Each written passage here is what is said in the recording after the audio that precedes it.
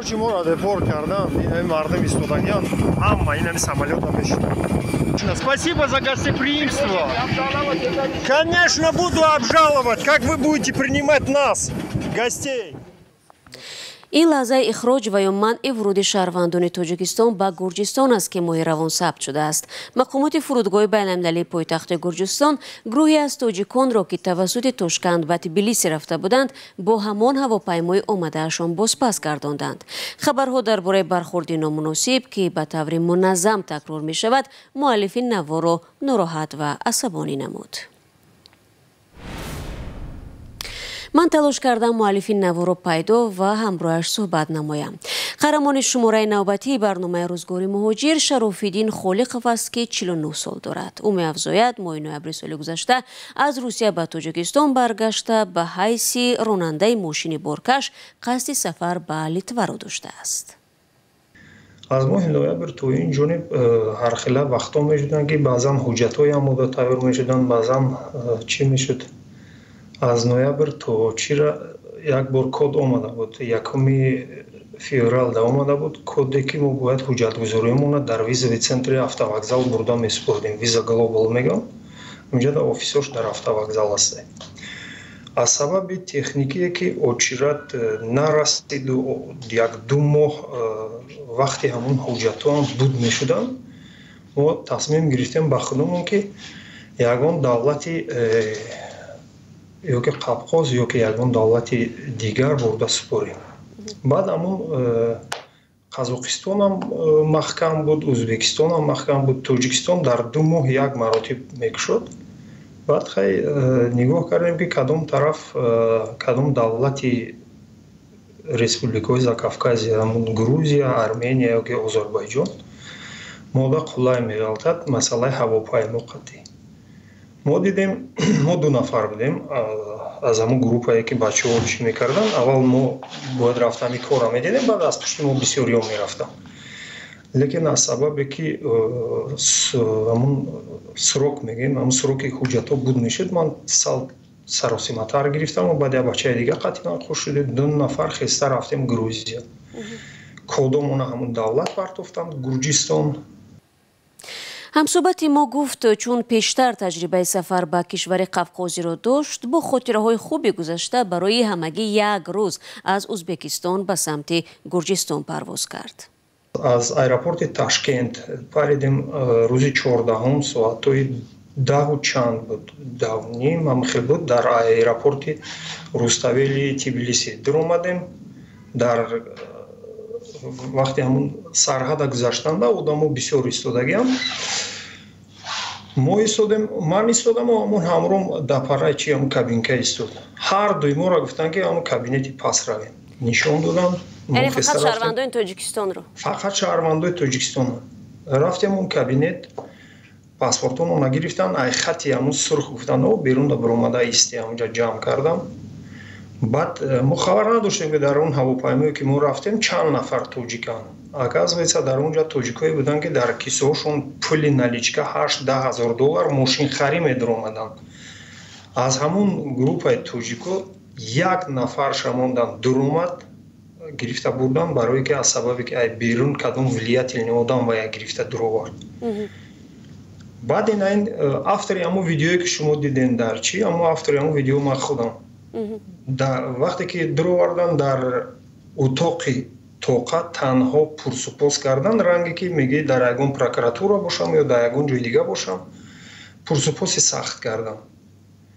وقتی که پرسپوس کردم من همین حجتایی که قطیم برده بودم همش هم خیلی خوش شدم. این همین پاپکاپ همین حجتایی همش هم خیلی نشون دادم که ما ویزا گلوبال دولت شما پروستا так намасодем. این وقت ساعت شام میریم хостел да местем. سحر ساعت 11 ровно من здача документ دارم، ساعت 12 این رفیقم. یعنی شما انتظار بودید که تفتیش چنین جدی نمی شود، نه؟ به شما چی گفتن؟ چنین جدی نمی شود و چی هر چند حرکت کردیم که یگان خیلی خطاگی گپ‌های قبیح از جانب ما نشود، برای که در دولت‌های بیگانه 1 بار 2 بار نیست. ما رفتگیم این چیزا را میدونیم که وежливость یا که یگان گپ‌های خوشرو گپ زدن چیست، این چیزا را میدونیم لیکن همین چیزا رو به نظر نگرفتن. مسئله مهمانخانه پیش اومد، یعنی هاستل مشکل مسئله مهمانخانه پیش اومد. گفت که شما خطیب گفت یگان هاستل چی نکردین، پیشکی پولش نسپردین. من دیدم هاستل پرابلم نیست. هاستل همون یک 1000 سوم روسی نمیشه یک شبش، مثلا همون 100 سوم توجیکی نمیشه پاک کورس. ما اینترنت دیدگیم همه چی در کیسمون اینا داریم $500. اینا در همین حجتایی که نشون دادم در داخل همینو بلیتی از اون طرف میگشتم اومدگی چیزای 16 هم ده بود. همین چیزا رو یگان چیزا به نظر نگرفتم. даже نخواستن ما را گوش کنن. چند نفر بودید؟ همون 2 نفر بودید یا که بیشتر بود در ما گروه؟ 2 نفر بودیم. بعد پس از اون یک 6 نفر دیگر را گرفته برآوردن. یعنی اون 9 نفرایی بودن که در همون خط سیر با شما سفر داشتن؟ ما این چیز خبر نداشتیم. خیلی فهمیدن نمیشد که از سمالیات پولنی خلق ازبک تبور خلق گروزین تبور خلق تاجیک تبور همه را فهمیدن نمیشد که کی کجا رفت شده. خب وقتی صحبت کردید با آنها چی گفتن که قبلا آنها می اومدن گرجستان یا نه و همین گونه مشکلات بیشتر بود با آنها یا که آنها هم بار اول بود که سفر داشتن؟ همون بیزنسمن گویم، همون تجارتکاری که وقتی همون گرانیسا گرفته و گذراندن، همون گفت وقتش من می اومدم اینا پیچتا هستن در باشپورتی من یگان خیلی پرابلم نمیشد. چه شما که پرابلم کار شده؟ در همونجا گفتن که پریکاز ایمون نیست، پریکاز ای بلو شدگی.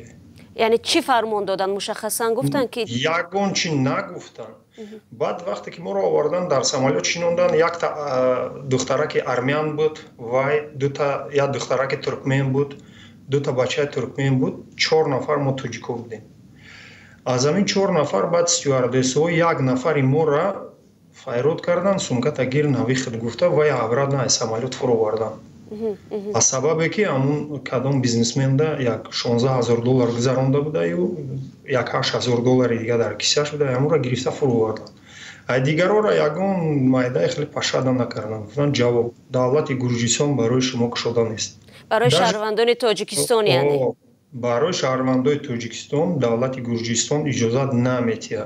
ما گفتیم بین تاجیکستان و گرجستان یگان خیلی پرابلمایی مثل بین دولتی و یگان خیلی گپای قبیح و مثل کنفلیکت نیست.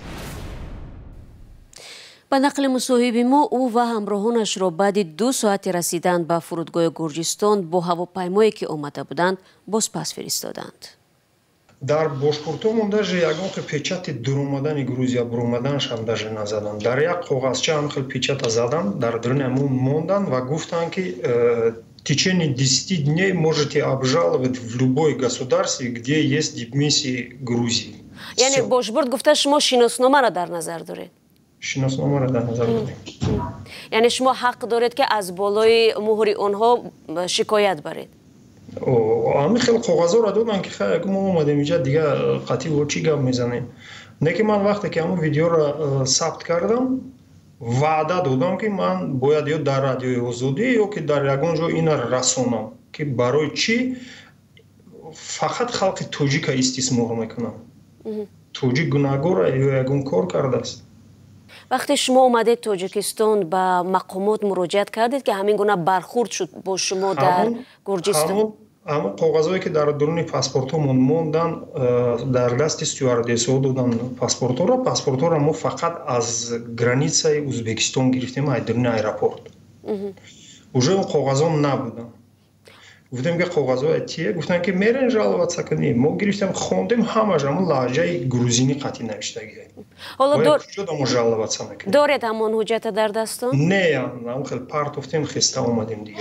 مثلا در تاجیکستان با وزارت کارهای خارجی مثلا که همین گونه برخورد شد با شما تلاش نکردید که مراجعت کنید و حق طلبی کنید؟ وزارت کارهای خارجی گپ راستش من 2.5 روز در راه که بودم بعدم فکر کردم که دعوت زیادی چی در کار است. نرفتم دیگه اون طرف. یعنی شما وقتی که سفر کردید به گرجستان مبلغ زیادتون از دست دادید، وقتتون از دست دادید و به سلامتی وقت خیلی وقت گفتم میشه که خیلی وقت سوخت. نه که 5600 سومون انیق سوختگیم در بلیت. به سلامتی هم اثر گذاشت. вақте ки шумо ин код доред аз моҳи ноябр то ин ҷониб ҳуҷҷатгузорӣ мекунед ва ина вақташ омадаи супоридан дар шумои айра мегардонад дапаи ман шумо ҳам бошед асабонӣ мешед. ای هموطنی عزیزتر از جان، ای یوسف امروزین کنعان، بیرون ز وطن چی حال داری؟ بیا و از روزگارت ما را آشنا کن. بینندگان عزیز، اگر شما دور از تاجیکستانید و از نازکی‌های مهاجرت آگاه هستید و می‌خواهید دیگران نیز بدانند، پس این برنامه برای شماست. روزگار مهاجر، مطابق شوی به محیط نو، قصه‌های انسانی و سبق‌های حیاتی. بعد حمله مرگبار به تالار کراکوس سیتی هال کنار مسکو در ماه مارت سال روان، بازداشت، اخراج و منع ورود شهروندان تاجیکستان در کشورهای مختلف عالم افزایش یافت. پیش از آن هم چندین شهروند تاجیکستان در ممالک اروپایی با تهیه حمله‌های تروریستی بازداشت شدند. از جمله ترکیه از 20 اپریل نظام روایی بدون ویزای میان ترکیه و تاجیکستان را لغو نمود. تلاش‌های ما برای تشخیص نمودن موقع رسمی تاجیکستان و گرجستان در مسئله منع ورود تاجیکان به این کشور تا حال به نتیجه نرسیده است. از سامانه رسمی وزارت کارهای خارجه گرجستان برمی‌آید که شهروند تاجیکستان حق دارد بدون ویزا و یا روادید سفر به گرجستان وارد شده تا 1 سال در آن کشور اقامت کند.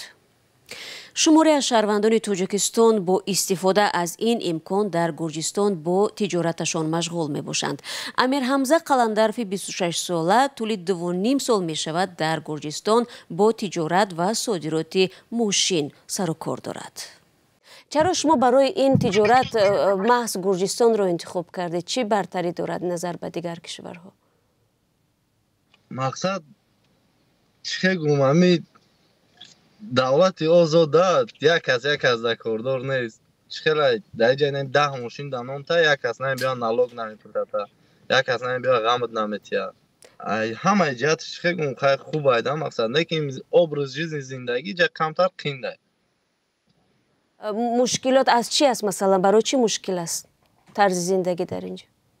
طرز زندگی در اینجا اگر اون کار ساز نباشه جا اویلیکش همون رنگی اویلیک خودمونه، همین 300-400 دلار اویلیک داره ماهش داره. دولتی خیلی خوشرو هم نیست. خیلی گویم باتومیش خیلی خوشروه اوی خیلی یوش همین رنگی به عدد تایده دا ایستش. شما مثلا طول 2.5 سالی که اونجا هستید، من رفت و آمدتون چخیل است؟ مشکل هست نیست با وقتی که سفر میکنید؟ به شبکه پجام میبیان نه آدما میبیان، یعنی دور شده میبیان ایرپورت میقپه. مقصد آدمایی هستن که به پول میبیان یا بلیت ایست ندارن، ابرد نشانه دارن. همین جهت بسیار آدمایی هم خیلی راه نمیتیان. انا آدمایی هستن که بلیت یا طرف دارن و ویزای نه امریکا قبول کردن، اروپا قبول کردن، به یا طرف بلیت در اومدن میتونن. نفرانی هستند که مثلا دارن همون بلیتی رفت و برگشت رو دارند ولی اونها هم راه دادن نشدن. بعد همین ترکت روسیه уже بسیاری همین даже این همه خودم اومدن در چرز باکو پردم باکو جمع در باکو 9 ساعت قبیدن که مقصد کجا میرید یا گروزیا گفتن که مقصد روی نکنه همیادم مقصد در سمالوتش نشنونه ایشه میشه خیلی سلوچی اومد خیلی آدم که فهم با خودش گاوزنه خیلی خوبه ده. خیلی ما بخیر که الحمدلله میفهمیم میدونیم که چون هم نا پرینسیپ رفتیم بلد من ابراد نواسته نوید کردن روی کردن موجه الحمدلله که در اومده میدن. یعنی چی کمک کرد که شما را راه دادن؟ اونی که شما قصر اونجا زندگی کرده یا یگان کسی میشناخته که دعوت کرد؟ ما پیچت ایجاد دارم. مقصد الحمدلله اکم سیمیاش در همینجا زندگی میکنم. یعنی شما رسما اجازت کار در اونجا دارین، همه چیز رو به نظر میگیرند یا نه؟ این همه بیای مقصد در کیسه پول باشم که من اومدم من ماشین میخرم میرم پول تمه بینم یا خیلیش دبرو میتونه که پجالسه درو یا خیلیش که میگه که ابراد نه در کار نیستی مقصد ابراد نه برو را بلیت تا توگرو میکنم میپری میری ابراد نه یک جای اومدی. حاضر شما گفتید که مثلا بعدی حمله در کراکوس بله در مسکو وضعیت دیگر شد. پیش از این چه خیلی بود؟ همین مشکلات ها جای داشتند یا نه؟ این خیلی مشکلاتی بعد نبود که گویم که بسیار آدم هم بگردوندن. همین 100% ممکن 10% آدم میگشت 90% دیگهش میتر اومد. نکنیم حاضر наоборот шуда геда гӯем ҳамин 95% мегарда 5% медурояд. ҳамун нигаронӣ аз чи аст? Нигаронӣ амнияти аст ё чи? Масалан дар байни шумо ҳам мегӯянд ки ҳамин гуна маҳдудият ҳаст расман ё чи? Шумо ҳам мефаҳмед ҳамин гапро? барои ки расман чизе гуфта нашудааст. Нашуди чизош нева ки ҳамун кафа мидем ки баъди ҳамин крокси Москва ҳамин гап шуда геда ки дромад дар як давлат қин шуда ген паспорт ҳамин тоҷикия уже як пишти як аз диказ дига ҳама хиёл мекунанд ҳамон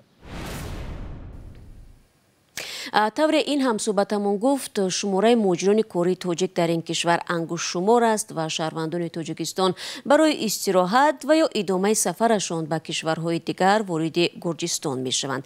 Аммо Анушервон Орипов, хабарнигори тоҷик, мегӯяд мақомоти гурҷӣ на танҳо бо муҳоҷирон балки бо сайёҳони тоҷик низ мушкил доранд. Масалан 26 марти соли равон Орипов бо аҳли оилааш ки мехост тавассути гузаргоҳи Дариалӣ ба Гурҷистон ворид шавад ба ӯ барои вуруд ба ин кишвар иҷозат надоданд. ӯ дар муддати 3.5 соат шоҳиди ба Гурҷистон роҳ наёфтани камаш 8 шаҳрванди Тоҷикистон шудааст. Як чанд рӯз пеш ман оилаам ва ду фарзандам хурдсолаш 1 солаю 9 моҳа аст ба Гурҷистон рафтанӣ будем. Тамошо, сайёҳӣ ва ба мошин рафтем мо ва қариб 2 рӯз дар ҳамун гузаргоҳи Дариалӣ рӯз кардем ки аз ҳисоби тармоҳу раҳо банд буданд ва 2 рӯз баъд аз 2 рӯз истодан мо тавонистем гузарем бо ҳамун гузаргоҳ. дар омадему ҳуҷҷатҳоамонро споридем ки моро гуфтанд ки мебахшед як тарафистед, мо шумо кор дорем. Ман гуфтам майлаш.